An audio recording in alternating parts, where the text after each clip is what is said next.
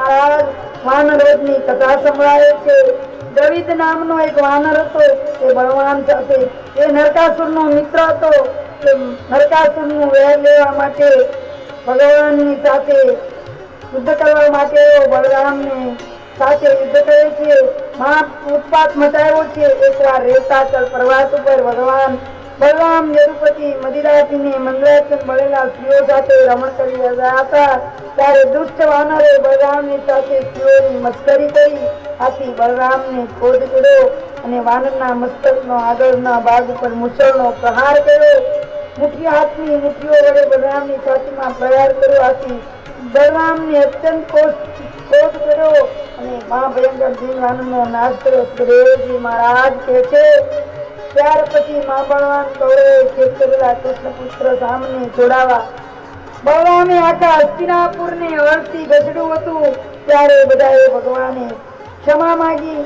એટલે આજે પણ હસ્તિનાપુર દ્વારકા એટલે આજનું પણ હસ્તિનાપુર એટલે દિલ્હી પાકું છે। સામને છોડાવવા બલરામ ગયા હતા હસ્તિનાપુર અને બલરામની દુર્યોધનની સાથે એમને યુદ્ધ કર્યું હતું। ત્યારે બલરામે કહ્યું, તમે ગોવાળિયાઓ સુધરતા નથી, તમને સજા કરવી પડશે।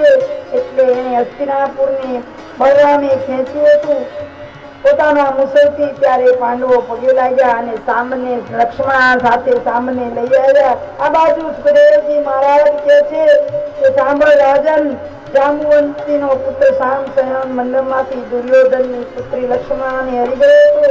કર્ણ શલ્ય ભૂરિશ્રવા બધા લશ્કર લઈ લડવા આવ્યા હતા। ત્યારે બલરામને ખૂબ ક્રોધ ચડ્યો હતો। પછી હસ્તિનાપુર ગયા ને હસ્તિનાપુરથી એક બગીચાનો ઉતારો કર્યો। ધૃતરાષ્ટ્ર પાસે મોકલ્યા છે। ઉદ્ધવજીએ જઈને કહ્યું, રાજા વિરાજ ઉગ્રસેન આજ્ઞા કરે છે કે અમારા પુત્રને પુત્રવધૂને છોડી દો, નહીંતર અમારી સાથે યુદ્ધ કરો। બધા ભગવાનને આવીને બલરામને ઉગ્રસેનને આવીને વંદન કરે છે, ભેટ સગાદો આપે છે, બલરામને પ્રાર્થના કરે છે, અમારો અપરાધ ક્ષમા કરો। પુત્ર અને પુત્રવધૂને લઈ દ્વારકામાં આવ્યા છે। રાણીઓ એટલી રૂપને રાણીના ઘરમાં રહેતા એકવાર વિરક્તેવા નારદજીને વિચાર થયો, ભગવાનનો સંસાર જોવા જવું પડશે। આટલી બધી રાણીઓ છે તો ભગવાન શું બધાને ન્યાય આપે છે? ચાલો આપણે આજે દ્વારામતીમાં જઈએ, ભગવાન તરફથી કોકને કાંઈક દુઃખ હશે। આજે નારદજી ફરતા ફરતા ભગવાન દ્વારામતીમાં નારદજી પધાર્યા છે। ભગવાન રુક્ષ્મણીના મહેલે ગયા નારદજી। ત્યાં તો ભગવાન રુક્ષ્મણી સાથે જ્ઞાન ગોષ્ઠી કરતા હતા। સત્યભામાને મહેલે ગયા, તેમના બાળકોને રમાડતા હતા। કોઈ જગ્યાએ ગયા તો રસોઈ જમતા હતા, કોળિયા ખાતા હતા, રાણી કોળિયા જમાડતા હતા। કોઈ જગ્યાએ ગયા તો સંધિ વિષ્ટિ ચાલતી હતી, કોઈ જગ્યાએ ગયા તો પૂજાનું કાર્ય ચાલતું હતું, કોઈ મહેલમાં ગયા તો ત્યાં હવન યજ્ઞાદિ કાર્ય થતા। કૃષ્ણની દ્રષ્ટાશ્રમ જોઈ નારદજી ખૂબ પોકાયેલા છે। મહેલમાં પડે છે, સંધ્યા કરે છે, ભોજન કરે છે, કારોબારની ચર્ચા કરે છે, કોઈ જગ્યાએ કથા સાંભળે છે। ભગવાનને જુદે જુદે રૂપે જોયા। રાણીને કૃષ્ણના પ્રેમની ઉણપ વર્તાતી નથી। બધી જ રાણીઓ ભગવાનની અદભુત લીલા જોઈ નારદજી આશ્ચર્ય થઈ ગયા। એક વખત નારદજીએ ભગવાનને પૂછ્યું, રાજસૂય યજ્ઞમાં પધારવાનું નિમંત્રણ મોકલે છે, જરાસંઘના કેદમાંથી રાજાઓને છોડાવવા માટે ભગવાન યુધિષ્ઠિર પાસે રાજસૂય યજ્ઞ કરાવે છે। રાજસૂય યજ્ઞમાં ભગવાન બધાને આમંત્રણ આપે છે। જરાસંઘ આદિ દુષ્ટ રાજાનો સંહાર કરી શકશે એ વિચારી ભગવાન હસ્તિનાપુર પહોંચ્યા છે। હસ્તિનાપુરમાં મહારાજ યુધિષ્ઠિરને કહ્યું કે કૃષ્ણ રાજસૂય યજ્ઞ દ્વારા હું આપની પરમ પવિત્ર દેવોનું પૂજન કરવા ઈચ્છું છું, માટે આપ મને તારા કાર્યમાં સહાય કરો। આ બાજુ ભગવાને કહ્યું, મહારાજ તમે ઘણો સારો સંકલ્પ કર્યો છે।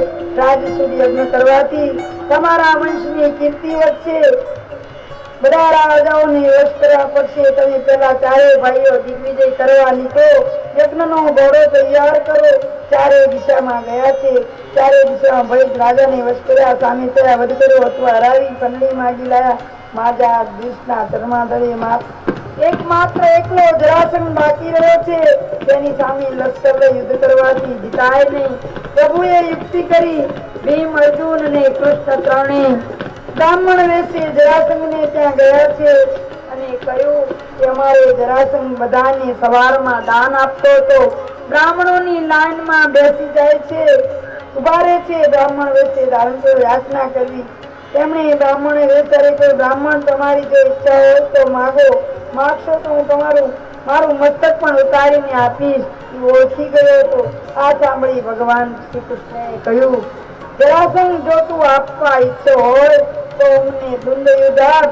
હું કુંતી પુત્ર ભીમ છું, અર્જુન છે ને હું તારો શત્રુ કૃષ્ણ છું. જરાસંઘે હસીને કહ્યું, તમે મને ઓળખાણ ન આપો ને છતાંય હું ઓળખી ગયો છું.